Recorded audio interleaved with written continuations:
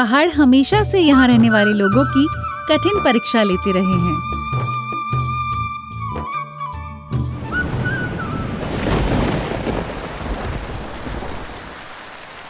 बदलते मौसम और कठिन भौगोलिक परिस्थितियों में यहाँ रहने वाले लोग सदियों से कृषि पर ही निर्भर रहे हैं।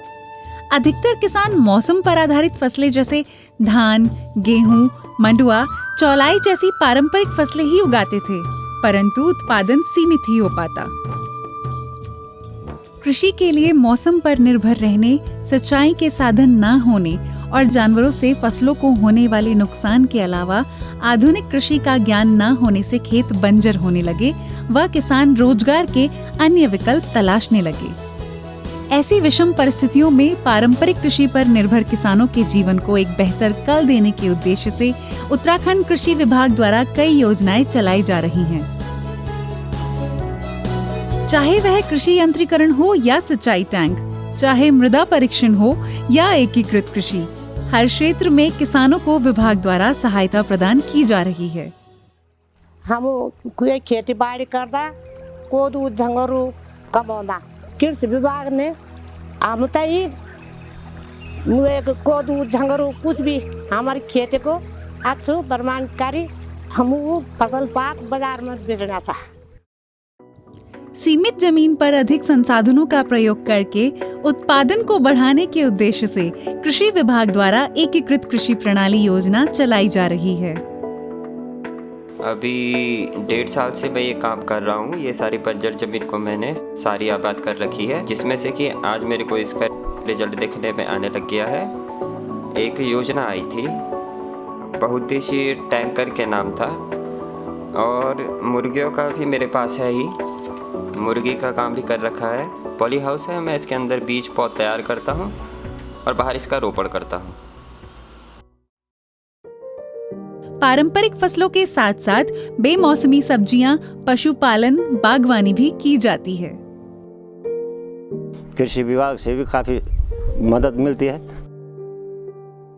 ये 2 हेक्टेयर का क्षेत्रफल है मेरा, और इसमें मैं सब्जी, विभिन्न प्रकार की सब्जियों का उत्पादन करता हूँ। दिन में तो मैं खेती का काम करता हूँ।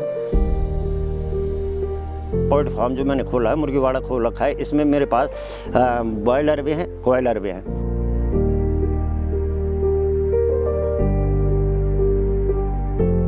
कृषि विभाग ने हमें जो है यहाँ पे एक तो टैंक दिया, स्प्रिंकलर दिए, और इसके अलावा फार्मासिस्ट बैंक भी दे रखा है। इसमें हमें थोड़ा यंत्र भी मिल जाएंगे और यंत्रों से हमारी जो ये खेती है और आसान हो जाएगी। एकीकृत कृषि प्रणाली किसान को मानसिक व आर्थिक मजबूती प्रदान करने में कारगर साबित हुआ है। पहले से आज मेरे पास अर्निंग में कहूँ तो मैं लगभग 35,000 रुपये महीने के इनकम करता हूँ। 17-18 लाख के करीब जो है मैं टर्नओवर है सालाना। जैविक खादों के प्रयोग से भूमि अधिक उपजाऊ हुई है व भूमि की उर्वरक क्षमता भी बढ़ी है। ऑर्गेनिक में हम गौमूत्र से दवाइयाँ तैयार करते हैं। बर्मी कंपोस्ट बन रखा है पूरा टोटल। लोग आप पहले कच्चा गोबर उसमें ले जाते थे खेतों में पूरा उठा के, आप लोगों के वो जब बर्मी कंपोस्ट बना तो पूरा वो केंचुआ डाल के अब पूरा बारीक गोबर लोग खेतों में ले जाते हैं।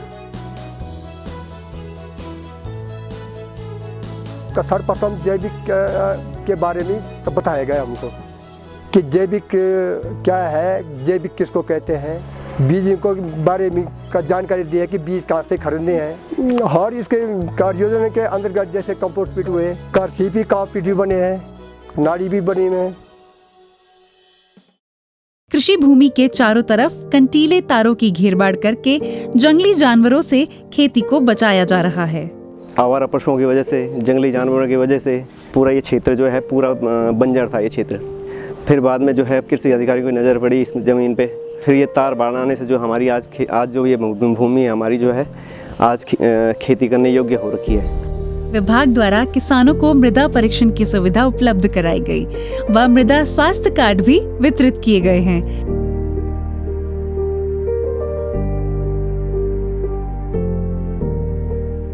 सिंचाई के लिए प्रधानमंत्री कृषि सिंचाई योजना के अंतर्गत सिंचाई टैंकों का निर्माण करवाया गया है। मेरी वहाँ सिंचाई योजना से 32,000 लीटर का टैंक बनाया गया है। इस टैंक से हमें बहुत उपयोग मिल रहा है। इसमें हम आज तक इसमें गेहूं, धान, मडुआ की खेती करते थे। अब ये सिंचाई टैंक बनने से हम सब्जी का उत्पादन कर रहे हैं। कम से कम 70-75 नाली ज़मीन में इसका उपयोग किया जा रहा है। कृषि विभाग द्वारा हमारे वहाँ ये जो पानी का डैम बनाया गया है, इससे हमें बहुत फ़ायदा हो रहा है।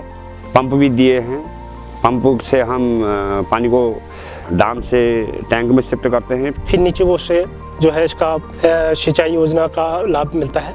यहाँ पर विगत वर्षों से काफ़ी लंबे समय से पानी टिकता नहीं था। पुराने स्रोत जो लुप्त हो रहे थे वो दोबारा जागृत हो चुके हैं। हमारे इस पंचायत में पूरे जो है 4 सीडी का निर्माण किया गया है। ये योजना हमारे यहीं नहीं और भी गाँव में भी होनी चाहिए।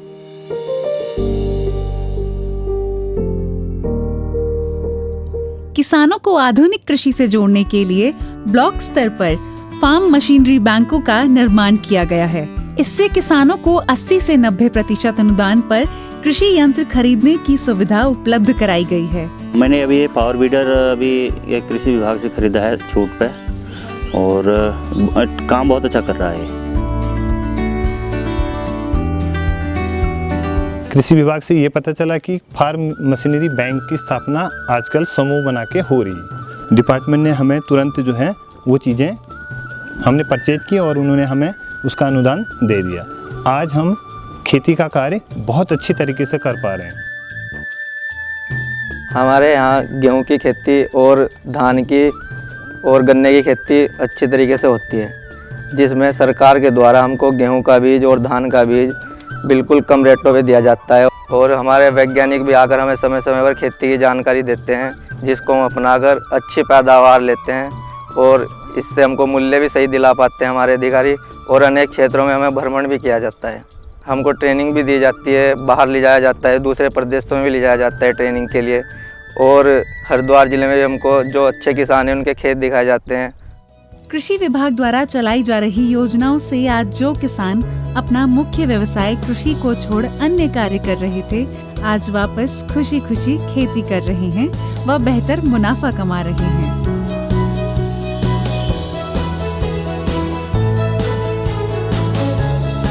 कृषि इंसान और प्रकृति के सामंजस्य का एक सफल उदाहरण है। सदियों से कृषि ने भूमि को आकार दिया है। किसान को खेती के सही संसाधन और उचित सहायता मिलती रहे तो वो बंजर भूमि को भी हरियाली से सजा सकता है।